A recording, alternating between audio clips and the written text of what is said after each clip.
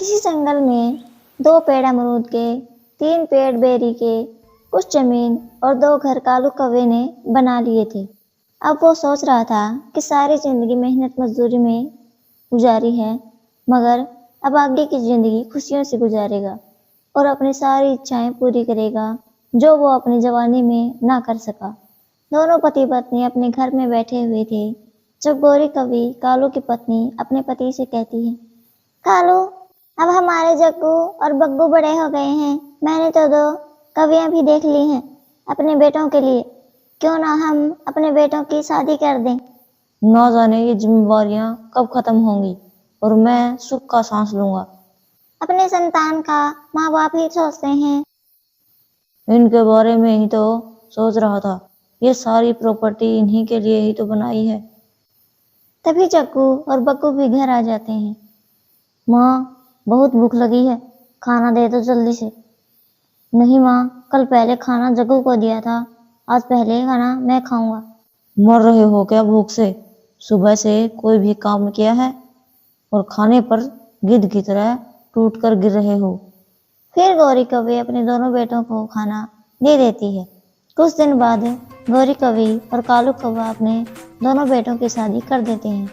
शादी के दूसरे दिन ही दोनों भाइयों में लड़ाई शुरू हो जाती है। पिताजी, ये घर मैं लूंगा, आप बग्गू को दूसरा वाला घर दे दें। वाह वाह, शकल देखी है अपनी। ये घर तो मैं ही लूंगा। यहाँ मेरे माता पिता ने अपनी जिंदगी गुजारी है, मैं भी इसी घर में रहूंगा। उन दोनों कौवों की पत्नियां अभी चुप थी क्योंकि वो नई नई आई थी। जग्गू बड़ा है इसलिए जग्गू इस घर में रहेगा और बग्गू तुम वो दूसरा वाला घर ले लो। जैसे भी करके कालू कौवा अपने बेटों को मना लेता है। और हम कहाँ रहेंगे कालू जी? हमें भी तो कहीं अपना सर छुपाना है। गोरी, तुम चलो मेरे साथ। फिर गौरी कौवी और कालू कौवा वहां से चले जाते हैं। कालू जी, आपने वो दोनों घर अपने बेटों को दे दिए और खुद ऐसे टूटे से घोंसले में आ गए। यहाँ ठंड भी बहुत लग रही है। गोरी, मैं चाहता हूँ कि मेरे बच्चे खुश रहें और आपस में लड़ाई ना करें। बस यही एक इच्छा है मेरी। बग्गू जी, मैं चुप रही। अगर बोलती तो सासू माँ और ससुर जी कहते कि लंबी जबान है इसकी। मुझे पता है तुम क्या कहना चाहती हो। जग्गू को पिता ने बड़ा घर दे दिया और हमें छोटा, यही कहना है ना तुम्हें? हाँ, मगर अब ऐसा ना हो कि ससुर जी आगे की प्रॉपर्टी में से भी जग्गू को बड़ा होने का फायदा दे। अब मैं कुछ भी ऐसा नहीं होने दूंगा, तुम चिंता ना करो। दूसरी तरफ जग्गू की पत्नी भी अपने पति से कहती है, जग्गू जी, 2 घरों के अलावा और क्या क्या है ससुर जी के पास? 2 अमरूद के पेड़ और बेरी के पेड़ और कुछ जमीन भी है। अच्छा, फिर तो मेरी शादी बहुत अमीरों में हुई है। अभी अपने बेटों की शादी किए हुए कुछ दिन ही गुजरे थे कि गौरी कवि को ठंड लगने के कारण तेज बुखार हो जाता है और वो मर जाती है। अपने बेटों और बहुओं के होते हुए भी कालू अकेला रह जाता है। इतनी ठंड में कालू कौवा काम कर रहा था, तभी उसके पास कबूतर आता है। कालू, अब तुम बूढ़े हो गए हो, अपने बेटों को अपने साथ काम पर लगाया करो। क्या करूं यार कबूतर, वो मेरी बात ही नहीं मानते। उन्हें तो खाने और सोने के सिवा और कुछ काम ही नहीं दिखाई देता। मेरे पास एक उपाय है, तुम शाम को मेरे घर आना, मैं तुम्हें बताऊंगा। फिर कबूतर वहां से चला जाता है। कालू सारा दिन काम करता है और फिर शाम हो जाती है। फिर कालू अपने बड़े बेटे जग्गू के घर जाता है। बहू, बहू, मुझे जल्दी से खाना ला दो, बहुत भूख लगी है। ससुर जी, मैं तो आज अपने मायके गई हुई थी। मैंने और जग्गू ने वहीं से खाना खा लिया है। क्या घर में कुछ भी खाने को नहीं है?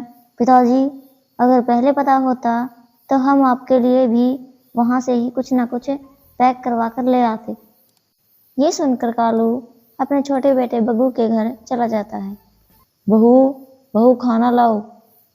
कालू बेचारा घर के बाहर से ही आवाज लगाता है, बग्गू, ये पिताजी खाने के समय आ गए हैं। खाना तो कम है, या तो हमारा पेट भरेगा या ससुर जी का। मैं देखता हूँ। फिर बग्गू अपने पिताजी के पास जाता है। पिताजी, अगर आप थोड़ा सा पहले आ जाते तो बहुत मजा आता। मीठे चावल बनाए थे, मगर अब तो सब खत्म हो गए। बहुत स्वादिष्ट थे चावल, हमने खा ली।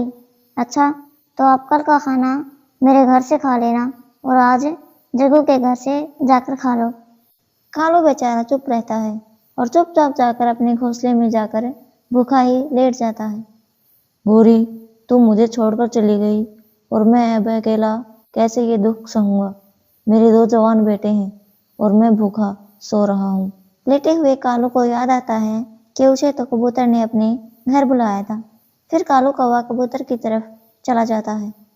मैं तुम्हारा ही इंतजार कर रहा था। यार कबूतर, आज तो मेरे दोनों बेटों ने मुझे खाना भी नहीं दिया। फिर कबूतर पहले कालू कौवे को खाना देता है। अगर तुम चाहते हो कि तुम्हारे बेटे तुम्हारा कहना माने और मेहनत करें तो तुम्हें कुछ दिनों के लिए दूसरे जंगल जाना होगा। मैं समझा नहीं यार। फिर कबूतर कालू कौवे को अपनी योजना बताता है। मैं कल ही दूसरे जंगल चला जाऊंगा। सुबह हो जाती है। जब जग्गू और बग्गू खेत में जाते हैं तो उनके पिताजी खेत में ना थे। वो अपने पिताजी को इधर उधर देखते हैं, परंतु उन्हें कालू कौवा कहीं पर भी नजर नहीं आता। वो वापस घर चले जाते हैं। लगता है पिताजी मर गए। हाँ, मुझे भी ऐसा ही लग रहा है। चलो, अब हम हमारी प्रॉपर्टी बांट लेते हैं। मैं चिड़िया आंटी को बुला कर लाता हूँ, वो हमें प्रॉपर्टी बांट देगी। फिर बग्गू चिड़िया को बुला कर लाता है। ये वाला खेत है जग्गू तुम्हारा है और बग्गू ये खेत तुम्हारा, दोनों का बराबर बराबर हिस्सा है और फलों के पेड़ भी आप दोनों के आधे आधे। फिर उस दिन के बाद वो दोनों भाई खेतों में आना शुरू कर देते हैं और अपना अपना काम करने लगते हैं। बग्गू जी, तुम्हारे बड़े भाई की फसल अच्छी है और हमारी फसल थोड़ी है। तुम चिंता ना करो, कल से हम ज्यादा मेहनत करेंगे और अपनी फसल जग्गू से अच्छी कर लेंगे। दूसरी तरफ जग्गू की पत्नी और जग्गू दिल लगाकर काम करते हैं और वो कोशिश करते हैं कि उनकी फसल बग्गू से ज्यादा हो। दिन गुजरते गए और दोनों की फसलें और फल पककर तैयार हो जाते हैं। कबूतर भी जाकर कालू कौवे को बुला लाता है और कालू एक बड़ी लाठी लेकर खेत में बैठ जाता है। कालू के बेटे भी खेत में आ जाते हैं। अपने पिता को देखकर दोनों भाई बहुत हैरान होते हैं। पिताजी, आप तो मर गए थे। आप कहाँ थे पिताजी? मैं मरा नहीं, बल्कि किसी दोस्त से मिलने गया हुआ था। तुम दोनों यहाँ से भाग जाओ। मगर पिताजी, हमने खेत में बहुत मेहनत की है। हमारे फल और फसल तैयार हैं। हम अपनी फसल काटने आए हैं आज। और जो मेहनतें करके तुम्हारे पिता ने तुम्हारा पालन पोषण किया, उसके बदले क्या दिया तुमने अपने पिता को? 2 महीने की मेहनत को तुम छोड़ना नहीं चाहते और तुम दोनों मेरी सारी जिंदगी मेहनत का फल हो। फिर कालू के दोनों बेटे समझ जाते हैं कि पिताजी ने तो उनकी आंखें खोल दी हैं और फिर वो दोनों अपने पिताजी से प्यार करने लगते हैं और उसकी अच्छे से सेवा करते हैं।